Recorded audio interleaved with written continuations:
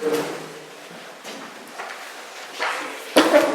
our presentation yesterday, we began to lay out the steps of salvation upon a line, and we want to finish that line of thought.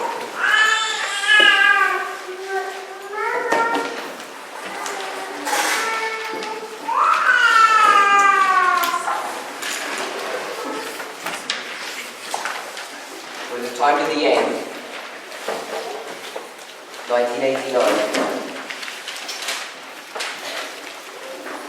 We have the arrival of the first angel. We read from Thoughts from the Mount of Blessings, 7.2.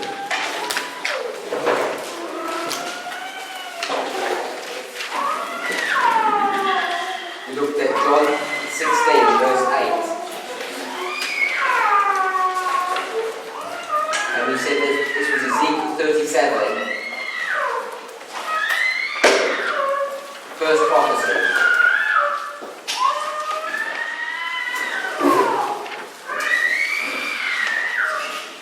We then considered the formalization of the message, which of course is connected to the increase of knowledge. And this is Hebrews chapter 8, verse 10. This promise of a new heart after those days. And this is where there's a call for repentance.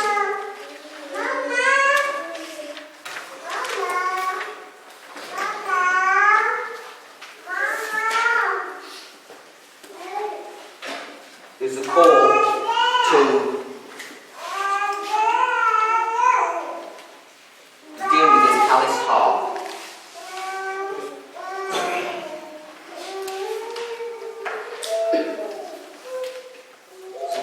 Hebrews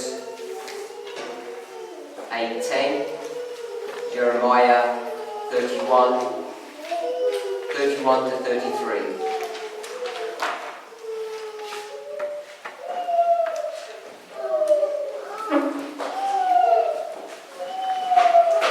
Then leads us to the empowerment of the message.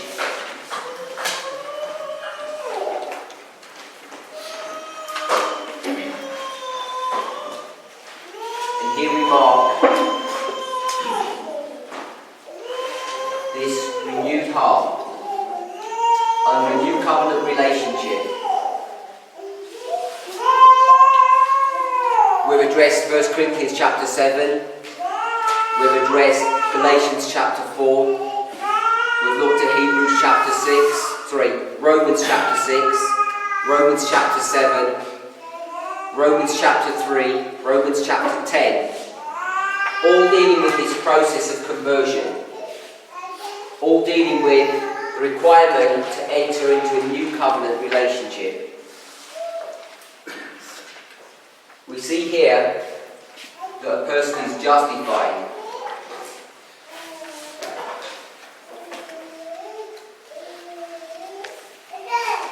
Verse 11.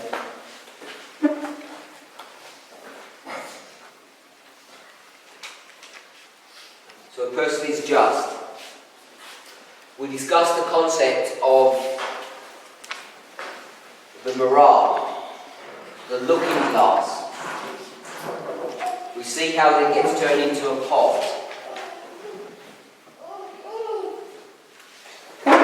And we see that there's a process of conversion.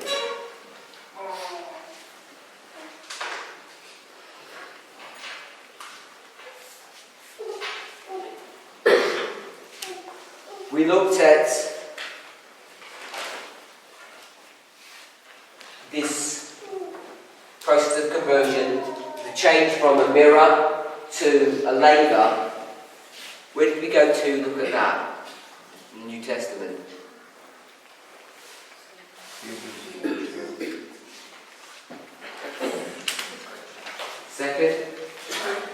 Second Corinthians. 2 Corinthians chapter 1. Chapter 3, Do you remember that? We spent some time looking at that. Speaks about looking in this mirror, reflecting the glory of God.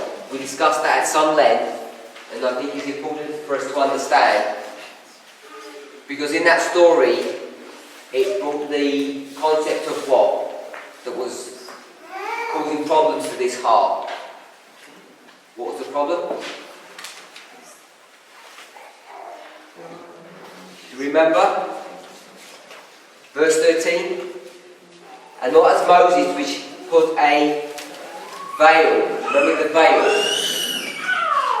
So we're spoken about a gross heart, a fat heart, a heart that has a veil over it. This is ears but not hearing, eyes but not seeing, having a heart that is unable to perceive what's going on.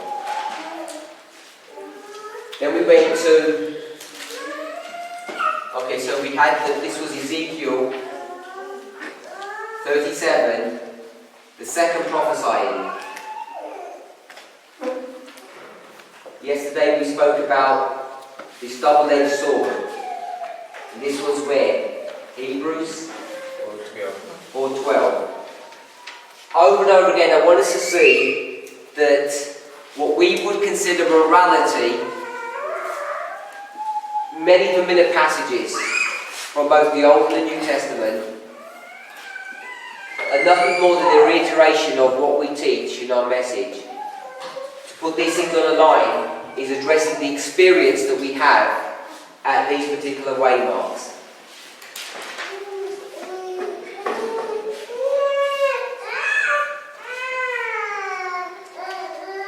One thing that I tend to, at least, if not discussing any detail, I'd like to just make this point at most presentations that I do. We talk about a line. What is this line a symbol of? So let's put equal here. This line is a symbol of what? Reform line. What is it a symbol of? Everlasting gospel. History. God's dealing with redemption of His people. So these are all good answers, and what I've noticed is you're given the answers that we've discussed this week. So I know that we're all beginning to see things in a similar way, which I'm really happy about. So I would normally do this at the beginning, which is why everybody's got the wrong answer, not the answer I wanted us to see. So we could go to Isaiah chapter 28 to understand what this line was. What verse would we go to? 17. Good, we're all familiar with this. So now what is this line a symbol of? Judgment. Judgment. And where does judgment begin? Good. Begins here at the beginning and it ends here at the end. So this whole line is a line of judgment. So where does judgment begin? Time at the end. And it ends time of probation. Relatively straightforward. So if this is a line of judgment,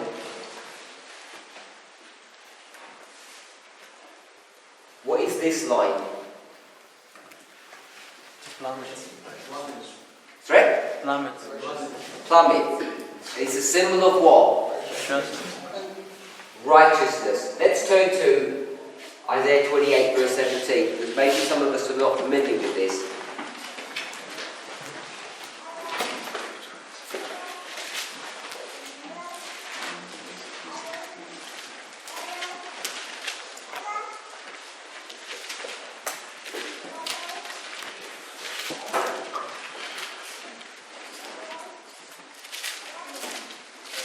Isaiah 28 verse 17. Judgment also will I lay to the line, and righteousness to the plummet.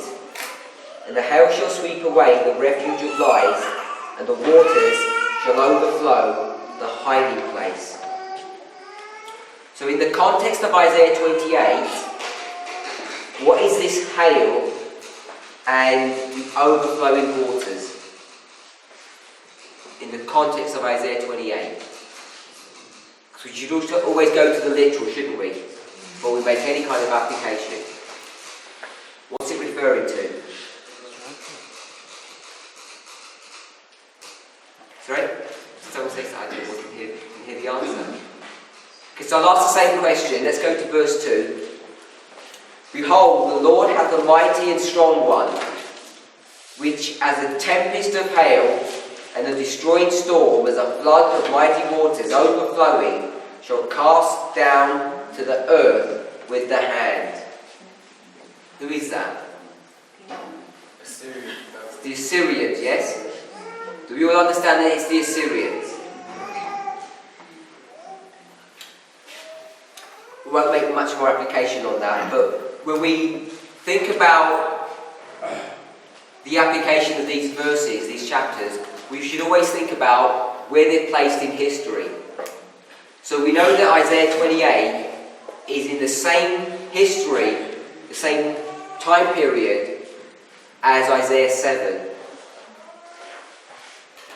From Isaiah 7 all the way to 28, it's this history just before the destruction of the 10 tribes. So, I've just added that bit in for information purposes. So this is the line of righteousness, yes? And what's this one then? Also a line of righteousness. Every single one of these waymarks are lines of righteousness.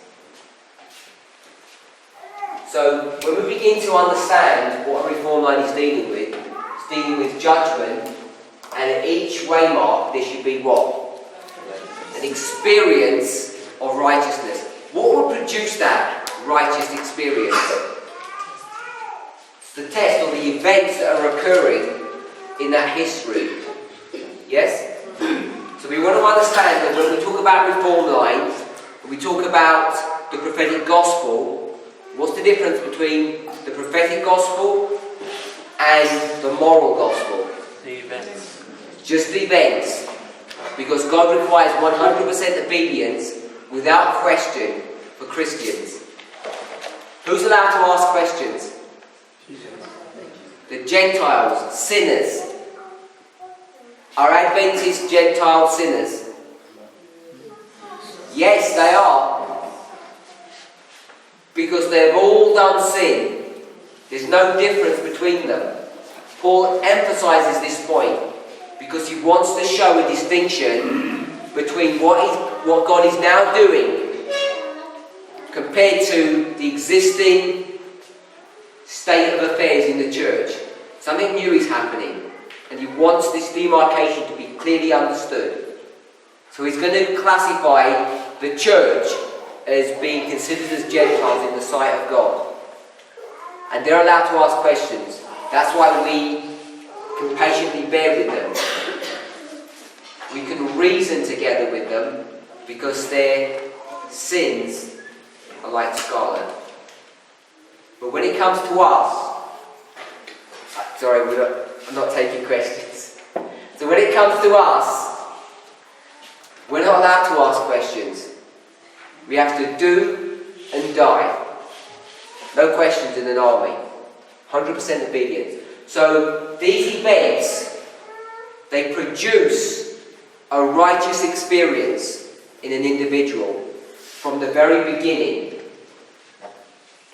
Righteousness comes from the word right, which is the opposite of wrong.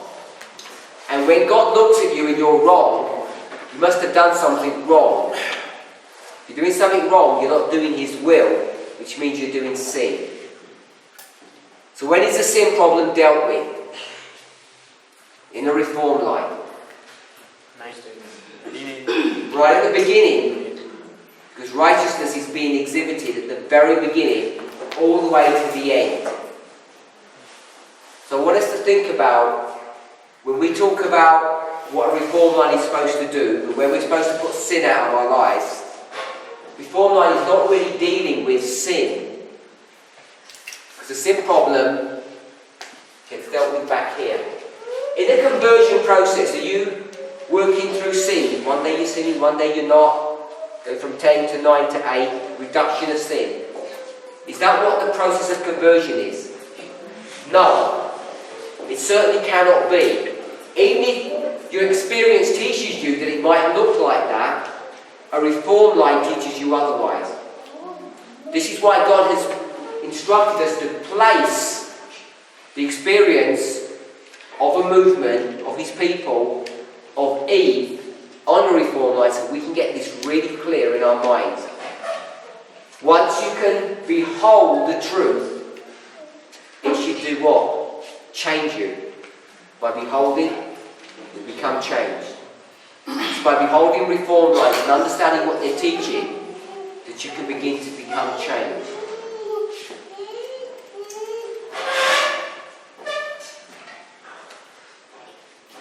So, we've put that concept in place.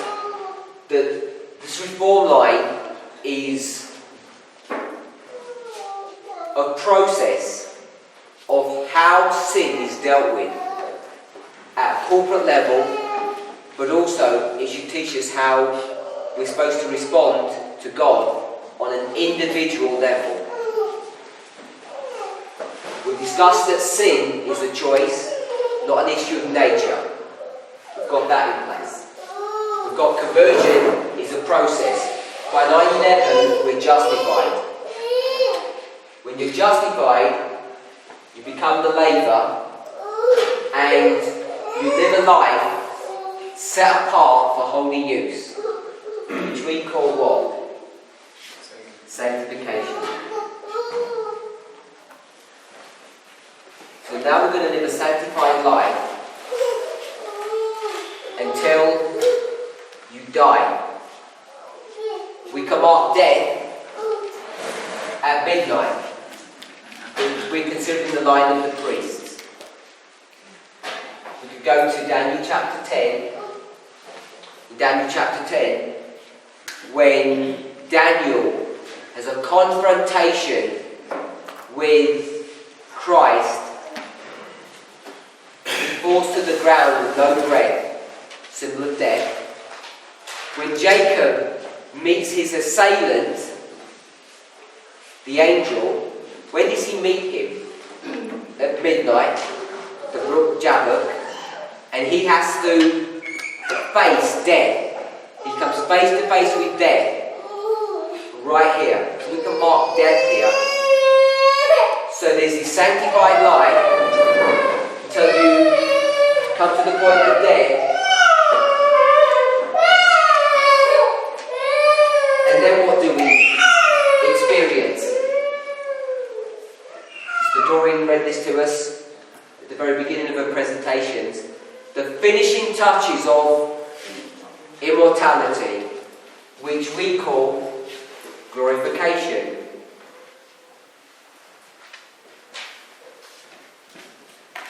Justification, sanctification, and glorification. Now I've brought justification here as a point, but all of this is a process of a person being justified, which is why we mark the first, second, and third steps as justification, sanctification, and glorification. I want us to remember the point that we made.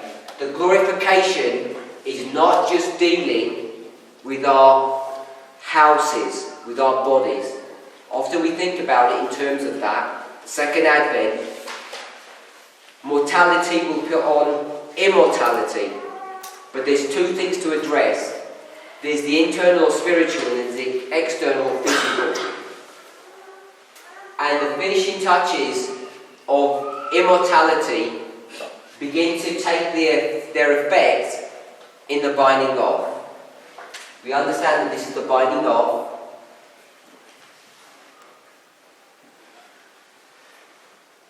And the binding of is a long, drawn-out process. not done in a moment.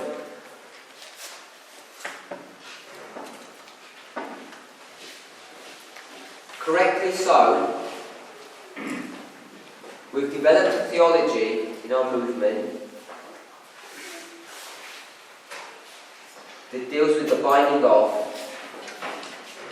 the priests, the Levites, and the 11th hour workers, or Nethinims. Why do we like to call the 11th hour workers or the Gentiles Nethinims? Why do we emphasize that point? We have three models, remember? The three models are agriculture, marriage, and buildings. And what building is this? The temple. And in a temple, you need certain people to work. You need priests, Levites, and 11th hour workers aren't much good. But what you do need is Nethinims, or people to do all the manual work, if you can express it that way, which is what their role was. So the reason we have this emphasis on the symbol of Nethinims is because we want to remember that this is a story about the temple. This is not a story about the building of a temple, but the maintenance and care of this temple and its use. You need all three groups to make a temple work properly. Or we could call this the restoration of the temple, or the temple services. So we'd have the binding off of the priests, the binding off of the Levites, and the binding off of the 11th hour workers. Where would we mark? What would this way mark be? What did someone say? This one here. This one, yeah? Someone say 9/11. We'll forgive you. Okay, so if this is midnight, we'd say this is midnight cry. This is midnight cry, what would this be? Sunday law. And then this would be close of probation.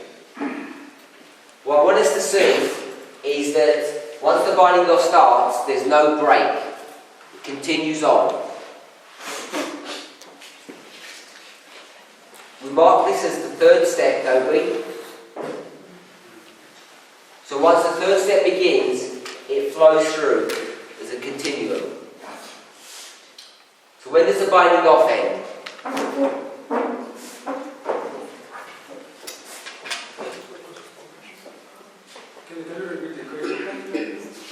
And here?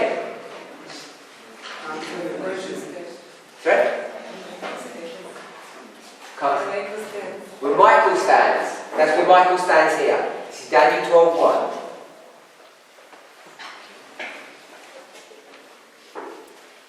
What I want us to think about, where do we get all of these models from, these ideas?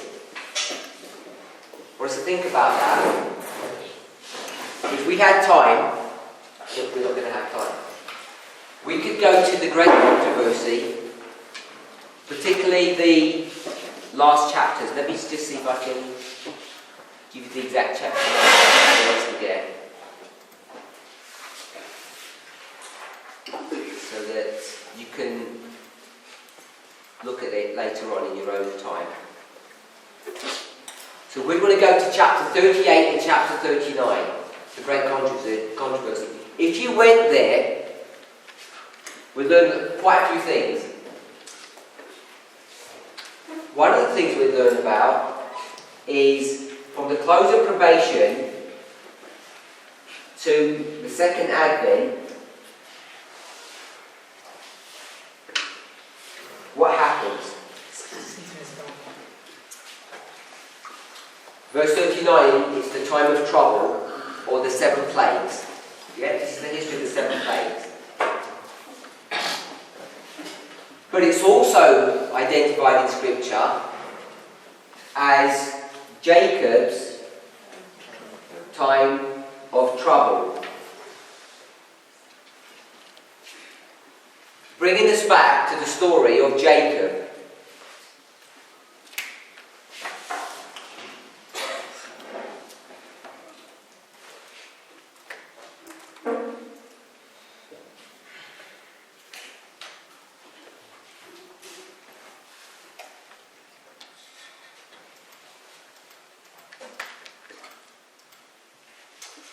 So this would be Patriarchs and Prophets 196, paragraph 3. We'll put that here. Patriarchs and Prophets 196, paragraph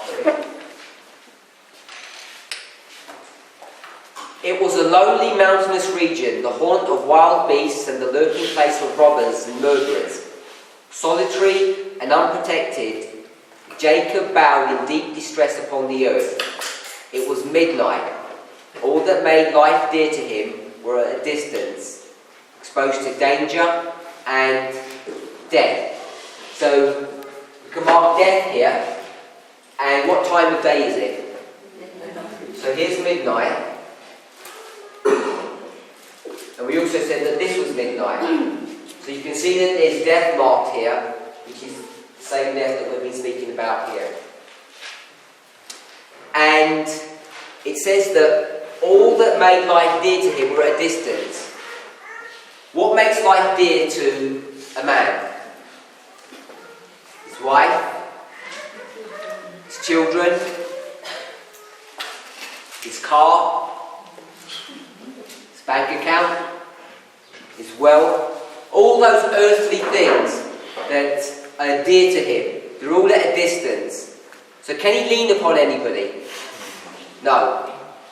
And what phrase do we use in this history? Every earthly support is cut off. So that's why we get this concept there. Every earthly support is cut off. So in this history here, Jacob's time of trouble, which is what we're discussing, who's going through this experience here?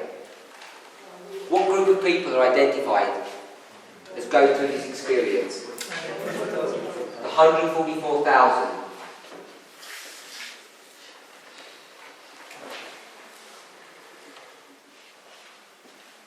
If we had the time, we'd go through some of this history and we'd see that this history here from close of probation, the second advent, is also a what?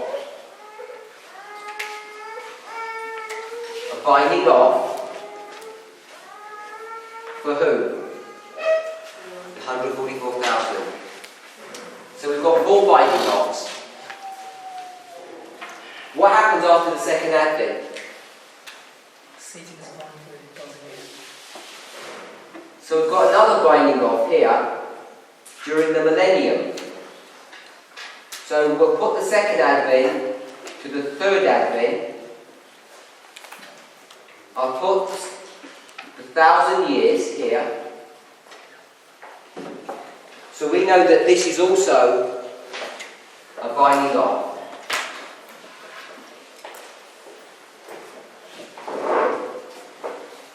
So what I want us to see by doing that is this theory, this concept that we've developed about binding offs of the priests, Levites and Nethinims, and the creation of the midnight cry. All of this is based upon standard Adventist theology. It's nothing strange or new.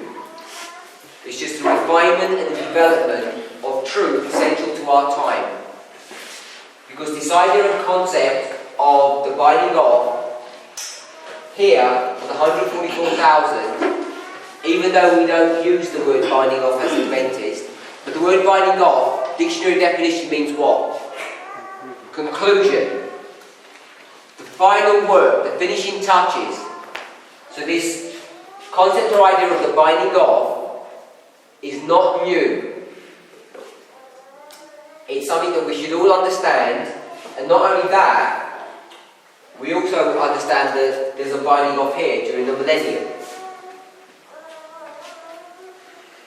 The reason why I want us to see this in this light is because often we think that this binding off experience here for the priests, the binding off of the priest, by the time you get to midnight cry, everything is all sorted out. It's all done and dusted. A priest, what nationality is he? Jew or Hebrew, yes? Adventist. Levite?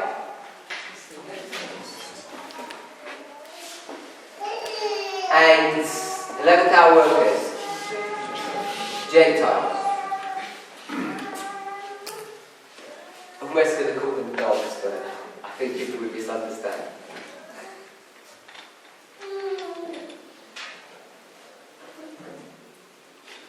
Can I call them dogs?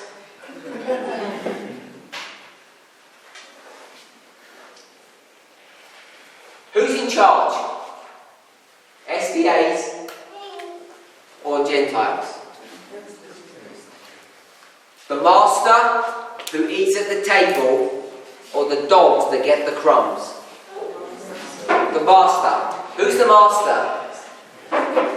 The SDAs are the masters, aren't they? Yes? And who's the master of the masters? This one or this one? Priests. So, did we come across this concept before? About the higher and the lower ones. SDAs are higher, Gentiles are lower. Two groups, higher and lower. Higher powers, lower powers. But the higher powers come in two parts. We were discussing this, one of my brothers came to this observation during the week, and it happens over and over again in many different ways.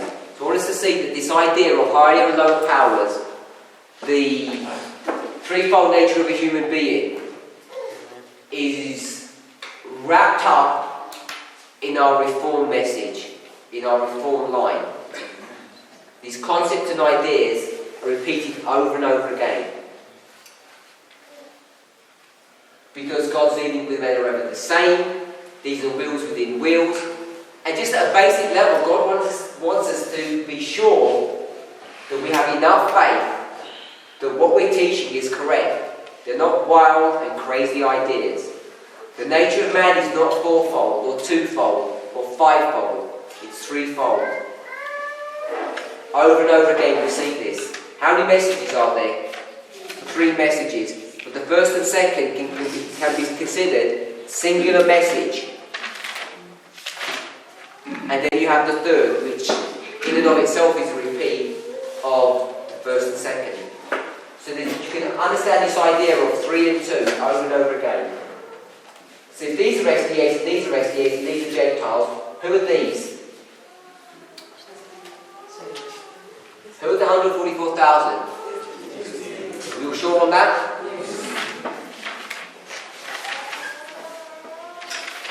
So, if they're all SDAs, where did they come from? Which SDAs are they? Are they a new group that came from somewhere? They must be, because it's the same reform line. They must be the same group of people. The only SDAs that you've got are priests and Levites. So what's that teaching us? If you're a priest, you're going to go through a binding off here, and also a binding off here. Can we conceptualize that? So if you think everything's finished here, you need to think again. In fact, if you knew nothing about our message, what do you know about the experience of the 144,000 in this history? Is it a good experience or a bad experience? And I don't mean that they're worried that someone's going to come and kill them. I mean in their relationship with God. What is their standing according to their understanding, according to themselves, their own experience, in relation to God? Did they think they have a good standing before God or a bad standing before Him? Bad. I mean, they're questioning their whole experience, aren't they? They don't even think that they're fit to be saved. They don't even know that they're saved. How can you know you're not saved if everyone around you is dead? You're the only people standing. The death decree has already been pronounced here.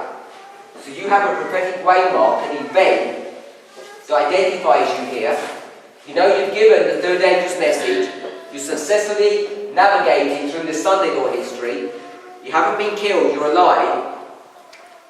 And you've read the Great Controversy. You know that you're the 144,000, don't you? I mean, don't you know that? So why are you having this bad experience? Maybe it's a mystery. Maybe we don't know. But we do know two things.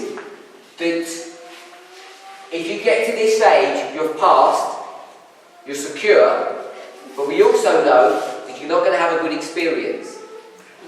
Yes? Yes. But these SDAs are the same SDAs here. So all of this experience that you're having here is all going to be here.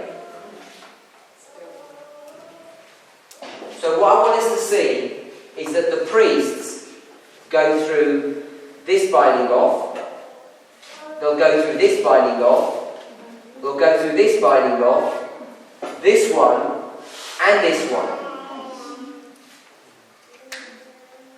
Sin is so deep-rooted in a person, it takes a lot of effort to get rid of it. And we're not even doing sin from back here, remember? You know, sin, sometimes we just have this childish view of what sin is. You shout or you steal. Sin is deep-rooted in us. It needs to be extricated.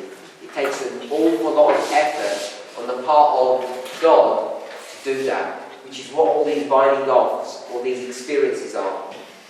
So if you pass through this education process, then you need to go through this one to prepare you for this one.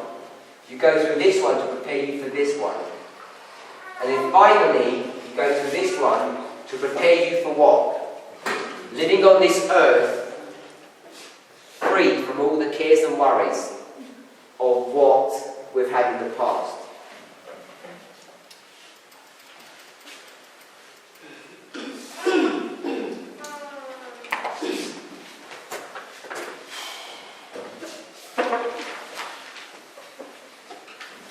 I'm running out of time, so I'm going to have to jump a few steps.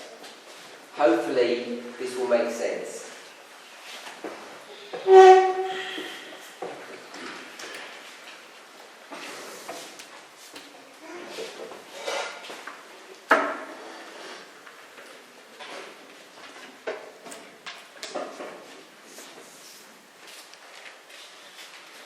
When we think about the combining of two waymarks, August 11th, 1840, April the 19th, 1844. Why did we do that? Why did we combine those two waymarks together?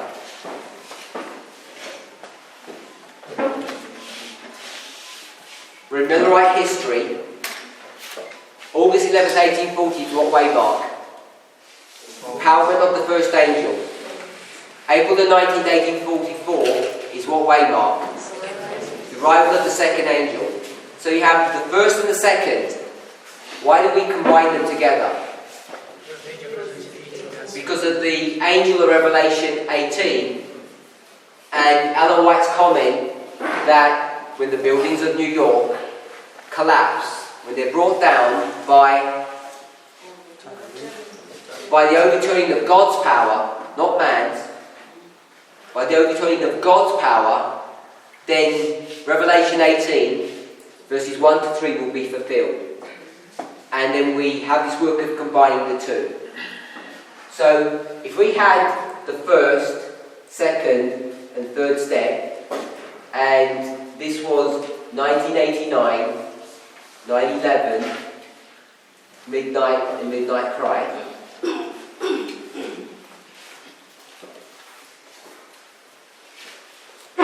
We often do this. Combine the first and the second, don't we? So I want to take this out. Let's not worry about that. Let's think in terms. Let's take this out.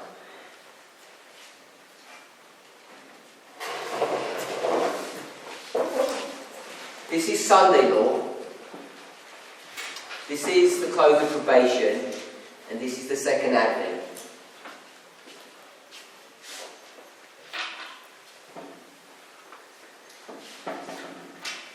Hold that thought. Let me come here.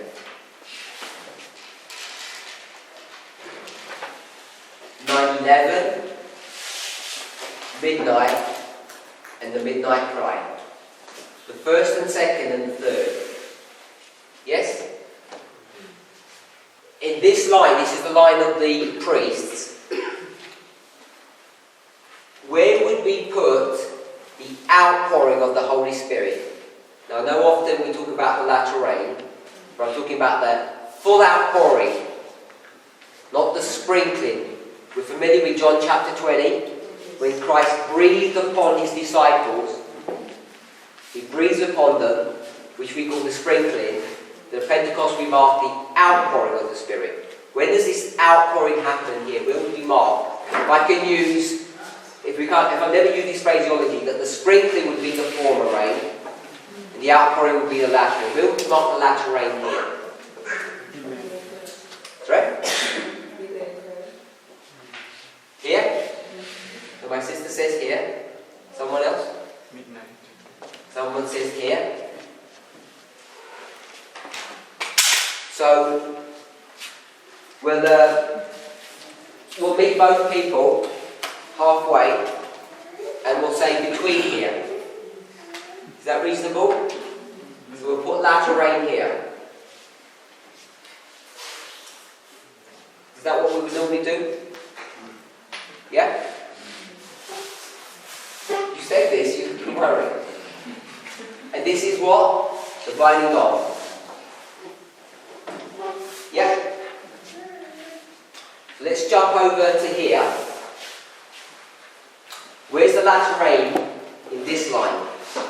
Where do we normally mark the latter rain? So we put the latter rain here. Yeah? Let's pull back to this slide. We've got the binding of, the latter rain. Where's the harvest in this line? Someone said midnight? Everybody agrees it's midnight? At a basic level, I know we could get complicated in this. We might come up with different waymarks, predicted before midnight, etc. Not looking at all of that. But where would we place the harvest? Okay, so we've got... Let me do it this way, like that. This is the harvest. Yes? We've got the harvest here. We've got the latter rain here. So in this line, where do you place the harvest? Sorry? Same place? This is the harvest?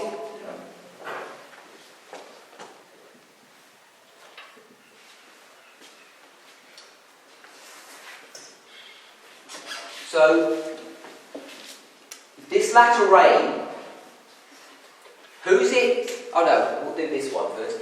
This latter rain, who's it being poured upon? You've got a choice. Priests, Levites, Nephilim, or 144,000. So this is the priest. This latter rain here, who's this latter rain being poured upon? Right? My sister said the Levites. So some people say the 11th hour workers, and some people say the Levites. So let's come back to this one. The latter rain is being poured upon the priests in the harvest. What's its purpose? Sorry? So the purpose of this latter rain on the priests is to ripen who?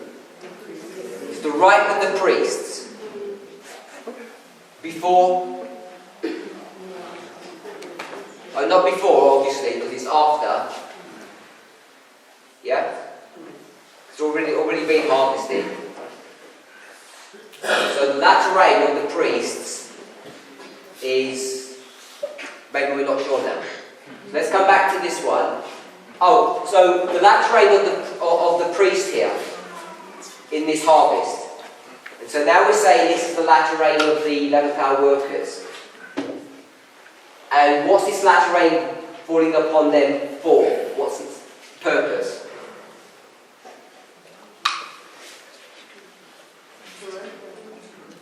To ripen them for the harvest that's already begun.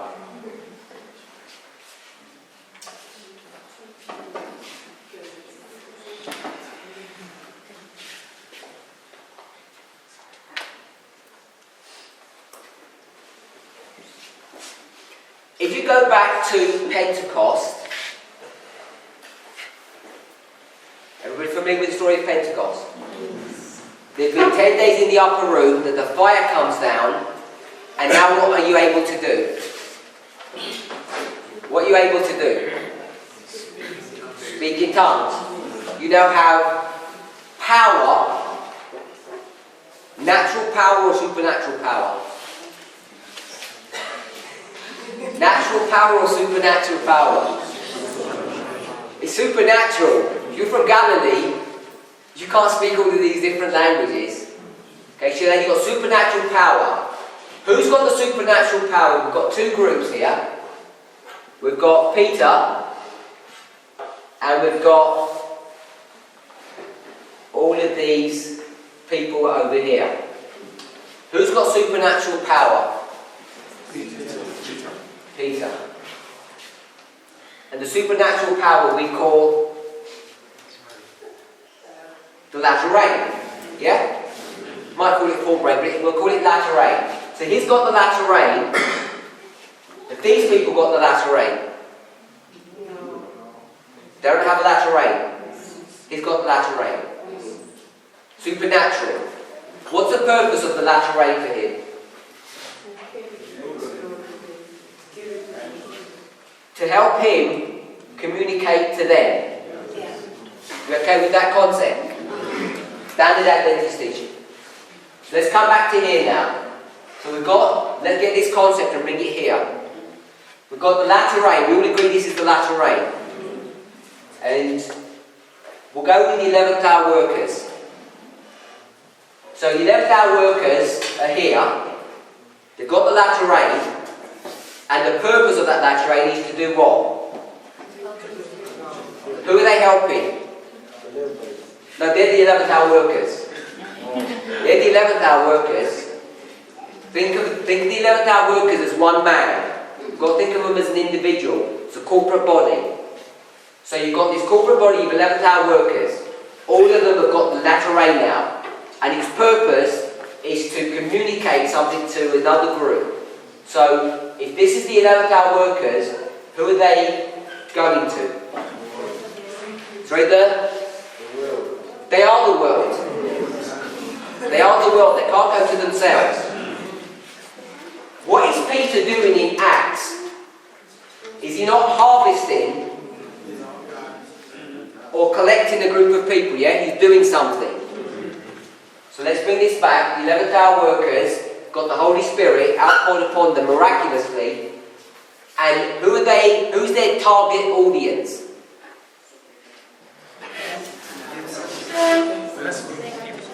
The last group of people. They are the last group. After them. There is no one after them. Because there's only three groups: priests, Levites, and Nephilims. We haven't got a development in our message of another group. Because you've got two groups, haven't you? The church and then the world. After the world, the controversies ended. In a simple level. So once these are called the latter rain, they've got no one to preach to. Okay, so let's say if it's the 11th hour, because my sister said, she didn't say it was the 11th. You've got two opinions. There's the Levites, she said. So the Levites now have got this latter rain power. And who's their target audience? 11th hour workers. So does that sound a more reasonable proposition? Yeah?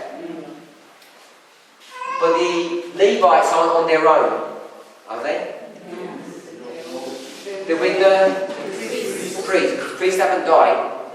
They're still around. So the priests and the Levites, which we'll call SDAs. So latter rain is being poured upon SDAs, and their target group is the world. Does that seem to fit? We'll go with that. The 144,000, who are they made up of? Priests and Levites. Well, we've spoken about priests and Levites here, haven't we? Yeah? So, these priests and Levites who are doing this work in the latter rain, hold on to that thought. What is the purpose of latter rain? To ripen the harvest now for the harvest verb. Do we know that we can use the word harvest as a noun and a verb? So, is this the harvest? Yes, noun. When you do this, is that harvest? Yes. Verb. It's an action and an object. So the latter rain is to ripen the harvest for the harvest. So the harvest means what? Collect everything together and put it in the barn. What's the barn? The heavenly garner. Let's just call it heaven. Or a place of refuge. Yes? Are we going to be hid in a place of refuge during this period of the plagues? Yes? We're going to be protected from them. 144,000. So this garner is not just heaven in a literal sense, it's also a place of refuge or safety during this period here. So who's going to be collected all together and tucked away in the corner, shielded, as a hen protects her chicks under her wings? Who's going to have that experience? 144,000. So the collection of the 144,000, the protection of them, to put them into this garner, happens when?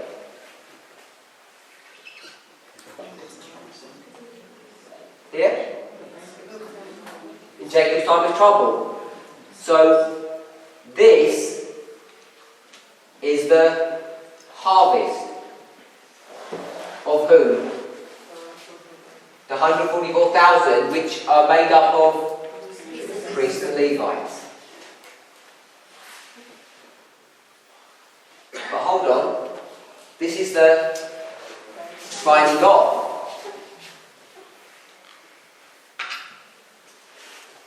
So we have a problem, because now we're marking the latter rain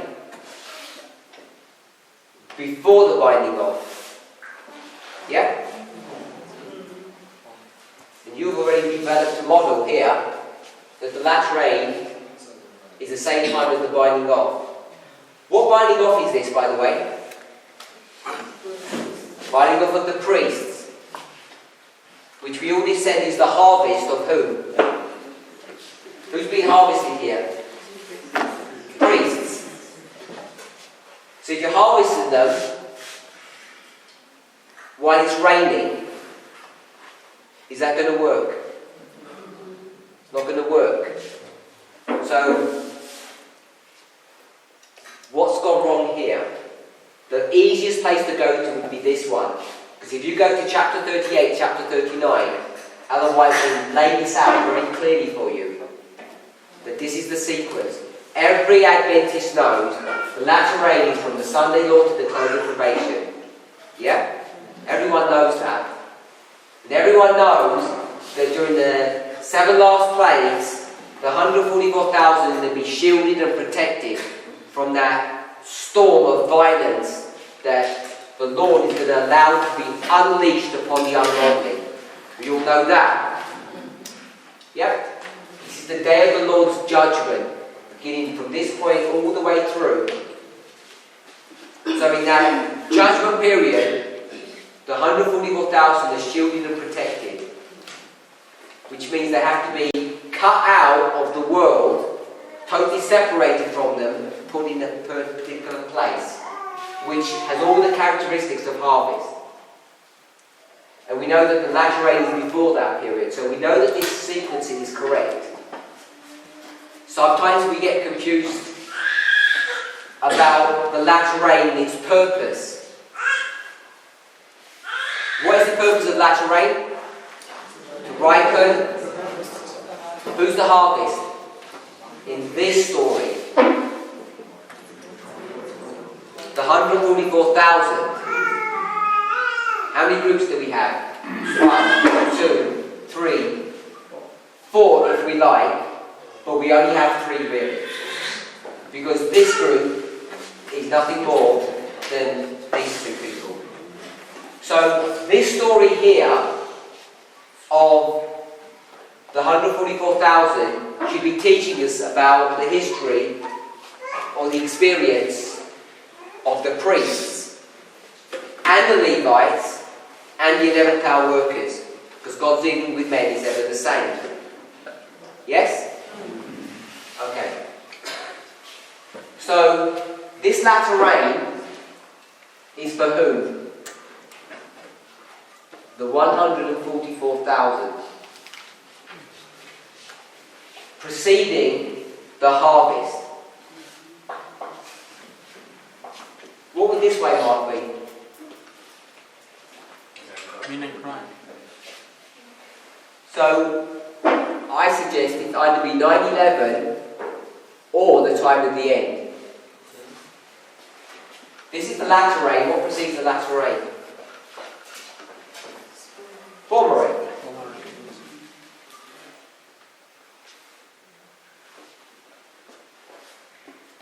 So we have our sequence, our events that we're all familiar with. The sprinkling, the outpouring, the harvest. All done in a nice, simple fashion. Adventists wouldn't really accept these, would they? So we could put 1844 if we wanted to make them really happy. Yeah? We could do that. Because they would agree with this, this and this. They would agree with this and this. Term binding off, they would prefer to save Jacob time of trouble. But it's just language. Adventists are familiar with the sequencing of our reform line. What they don't like is taking all of this and bringing it into the present day experience. To think that this is actually happening now. So, in conclusion, in summary, we begin to lay out these steps of salvation. We've got conviction. We've got repentance, conversion, justification, sanctification, and glorification. What we haven't mentioned is one more. So if we had conviction, repentance, conversion, justification, sanctification, glorification, what one have I missed out?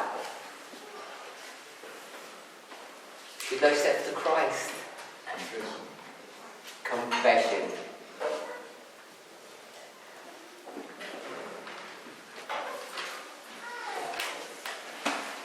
And I don't believe it's a coincidence that we have 1, 2, 3, 4, 5, 6, 7 steps of salvation. These 7 steps are just another application of the 7 thunders. So we want to read some reciprocity quotes just to see the relationship between these. So we've addressed this issue. We've looked at binding off. Once the binding off begins, which is the 3rd step, the conclusion, it never ends until you get to the end. The end really is the 3rd advent. It's binding off the priests, the Levites, the Nethinims, the 144,000, and the whole of the saved race. We understand the work that's being done here. What work are we doing here? Reviewing? I don't think we're reviewing things. I don't think this is the process of reviewing. In our break, because I run out of time, I want us to think a little bit about what happens during this judgment, this millennial experience. This is the binding off, binding off, binding off, binding off. We're all binding off.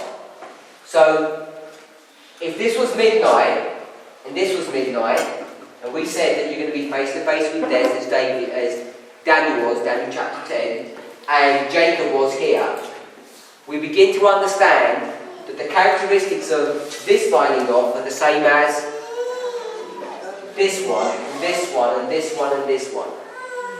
So if you want to understand what the experience of God's people here is, where would we go? Okay. This one here. Have a look at this one. I didn't understand what you said. It's a judgment of... So we'll talk about it in our next presentation. Yes. What I want us to see is a reform line is what? Alright. Symbol of judgment. The subject of the judgment is a complex subject that many of us are not fully conversant with, even us on the message. Let's pray.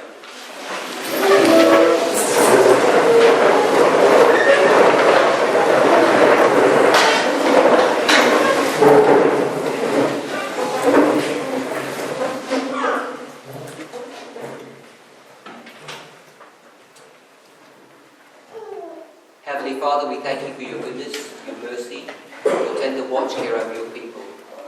We ask and pray, Lord, that you would be with us and guide us during these sacred hours. Help us to honour you.